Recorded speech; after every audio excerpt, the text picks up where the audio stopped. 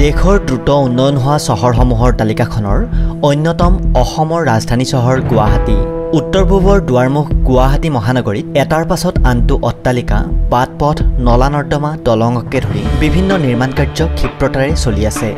মহানগৰীখনৰ এই দ্ৰুত উন্নয়নৰ মূল ভূমিকাত আছে বিভিন্ন প্ৰান্তৰ পৰা ইয়ালৈ আহি কাম কৰি থকা নিৰ্মাণ শ্ৰমিকসকল। তেওঁলোক অবিহনে এই উন্নয়ন অসম্ভৱ, কিন্তু এইসকল শ্ৰমিকৰ ক্ষেত্ৰত বছৰ বছৰ ধৰি চলিছে কেৱল মাত্ৰ বঞ্চনা।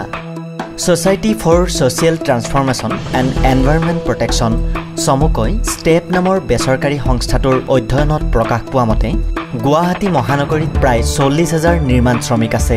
ইয়াৰে 12,000 মহিলা।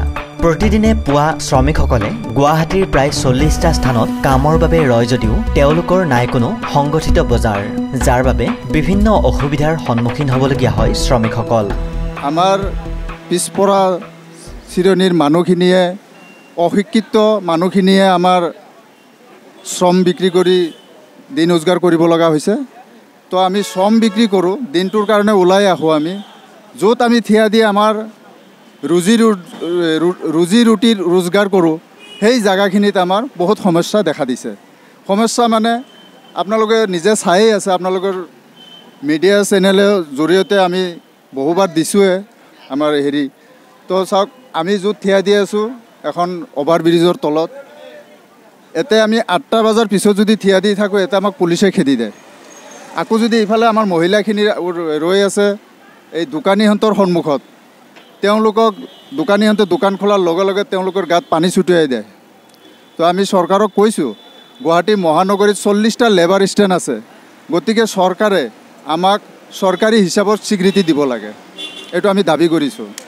ইপিনে শ্ৰমিকসকলৰ বাবে কৰ্মস্থলীত নাথাকে পৰ্যাপ্ত সুৰক্ষা ব্যৱস্থা, তাত নাথাকে উপযুক্ত খোৱা পানী আৰু অনাময় ব্যৱস্থাও। আনহাতে ভাৰত চৰকাৰৰ building and other construction workers regulation of employment and condition of service act 1996 অনুসৰি নিৰ্মাণ শ্ৰমিকসকলৰ পঞ্জীয়ন হ'ব লাগে যদিও তাতো আছে জটিলতা, কাৰণ এই পঞ্জীয়নৰ বাবে নিৰ্ধাৰিত প্ৰপত্ৰ জমা দিয়াৰ ক্ষেত্ৰত অপাৰগ বেছিভাগ শ্ৰমিক। আমি কাম কৰাৰ সময়ত এই যিটো মালিক পক্ষৰ পৰা আমি ছেফটি পাব লাগে, সেই ছেফটিটো আমি কোনোদিনে নাপাওঁ। তাৰ বিনিময়ত আমাৰ বহুত মজদুৰবিলাক এক্সিডেণ্ট হ'ব লগা হয় বা মৃত্যুমুখত পৰিছে অনেকো। তাৰ পৰা চৰকাৰৰ পৰা কোনো সাহায্য নাই আৰু কোনো ধৰণৰ নাপাওঁ।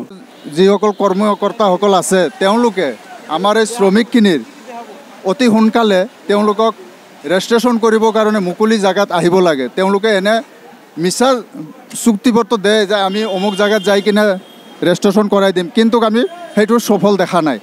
5 মাৰ্চত আমাক ইয়াতে কলাক্ষেত্ৰৰ ৰেজিষ্ট্ৰেশ্যন কৰাব বুলি কৈছিলে, তাতে কিন্তু আমি দেখা পালোঁ তেওঁলোকে আহিছিলে 3টা ডকুমেণ্টছত শ্ৰমিকখিনি ৰেজিষ্ট্ৰেশ্যন কৰাব, কিন্তু তাতে কি হ'ল, বৰষুণত দিয়াৰ কাৰণে তেওঁলোকে বাহানা কৰি সেইদিনা ৰেজিষ্ট্ৰেশ্যন নহ'ল, আৰু সেইখিনি ডকুমেণ্টছ আমাৰ ৰিটাৰ্ণ কৰিছে যে আকৌ 7খন ডকুমেণ্টছ লাগে।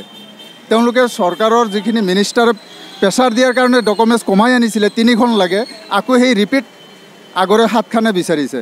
আমাৰ শ্ৰম কৰা মানুহখিনি চাওক, লেবাৰ বাজাৰত যিকেইটা কাম কৰে তেওঁলোকে তেনেকুৱা ভাল ঘৰত নাথাকে, কম দামীয়া ঘৰত থাকে, কম দামীয়া মাখানত থাকে। তেওঁলোকে আৰু লাইনৰ বিল, মালিকৰ লেখা ক'ত বিচাৰি পাব?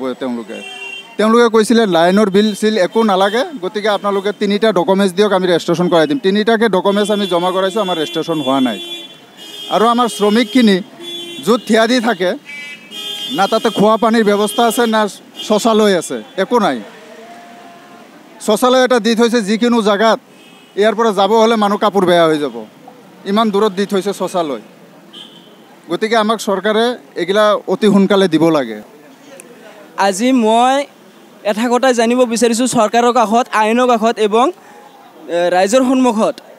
আজি মই ইয়াতে যদি কিবা টয়লেট লাগিব পৰা হয়, মোৰ 6 মাইলৰ এই ব্ৰিজৰ তলৰ পৰা মোৰ চন্দননগৰ VIP ৰোডত এবং ৰুমত যাব লগা হৈ যায়। মাইকী মানুহৰ যদি টয়লেট লগা হয়, তথাপি ৰুমত যাব লগা হয়, এইটো কি আইনৰ কাষত বিচাৰ অন্যায় নহয় নেকি? এইটো কি টয়লেট এটা লগা হয় নে নাই? টয়লেট কৰিব লগা হ'লে চমাইল ব্ৰিজৰ তলত টয়লেট এটা আছে, 5 টকা কৰি লয়, এইটো 10 টকা কৰি লয়। ক'ৰবাত পেচাব কৰিব গ'লে এটা দোকানৰ ঘৰত গ'লে গালি খাব লাগে। নিৰ্মাণ শ্ৰমিকসকলক সংগঠিত কৰি তেওঁলোকৰ অধিকাৰ সম্পৰ্কে সজাগ কৰাৰ ক্ষেত্ৰত প্ৰচেষ্টা চলাই আহিছে ষ্টেপ নামৰ সংস্থাটোৱে। মালিক শ্ৰেণীবিলাকে যেতিয়া কাম কৰাৰ পিছত ছেকেণ্ড টাইম যেতিয়া পইচা আনিব যায় নহয়, বহুতখিনি তেওঁলোকে প্ৰব্লেম পায়, সম্পূৰ্ণ টকা তেওঁলোকে নাপায়। কিছুমানে বহুত টকা মাৰা গৈছে, বহুতে আহি মানে তেওঁলোকৰ ইনৰৰ মাজত ডিছকাশ্যন কৰি থাকে, কিছুমানৰ 1 লাখ 2 লাখ 5,000 10,000 এনেকৈ পইচা মাৰি থাকে।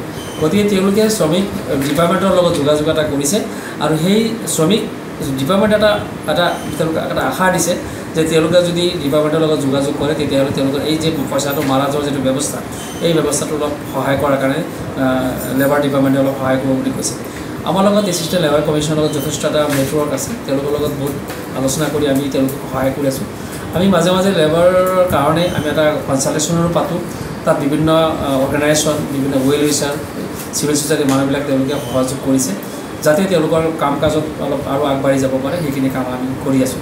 আমাৰ গুৱাহাটী মানুহে ৰাস্তা ঘাট পদূলি ব্ৰিজ মানে বিল্ডিং এপাৰ্টমেণ্টবিলাক বনাইছে, তেওঁলোকক যাতে আকৌ এক্সিডেণ্টৰ সময়ত যিটো বেনিফিট যিটো পাব লাগে সেইখিনি তেওঁলোকে যাতে পায়। আৰু বিশেষকৈ লেবাৰ ডিপাৰ্টমেণ্টে তেওঁলোকৰ কাৰণে যিটো প্ৰটেকশ্যনৰ কাৰণে যিটো টুল, যেনেকুৱা ধৰক আপোনাৰ ছেফ বেল্ট মানে হেলমেট এনেকুৱা ধৰণৰ কিছুমান টুলছ দিয়াৰ কথা আছে, কিন্তু সেইখিনি যদি তেওঁলোকে শ্ৰমিকৰ ফালৰ পৰা দি দিয়ে তেতিয়াহ'লে তেওঁলোকে মানে তেওঁলোকৰ লাইফটো ছেভ হ'ব।